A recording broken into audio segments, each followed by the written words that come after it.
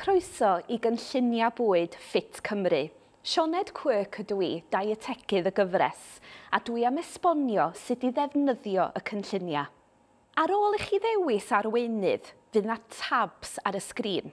Fydd yna frecwast, cinio, prif gwrs a byrbrydau. Gewch chi ddewis eich brecwast a cinio, ond bydd y prif gwrs wedi ei ddewis i chi bob diwrnod. Bydd yna restr o fyrbrydau, felly gewch chi ddewis be ydych chi isio o fewn y caloria. Mae angen i chi ddewis 2 borsiwn o fwydydd calsium, sef iogwrt, llaeth neu caws. Mae fyny i chi pa rhai. Hefo diodydd, dwi isio chi ddewis rei heb siwgr. Mi gewch chi de a coffi a llefrith ynyn nhw, ond ddim siwgr. Bydd rhaid chi ddefnyddio sweetener os da chi angen.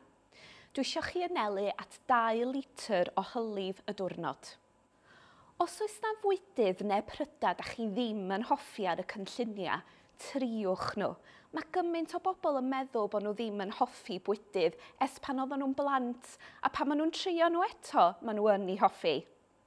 Mae angen clorian gegin arna chi. Mae maint y porsiwn yn y cynlluniau yn bwysig iawn.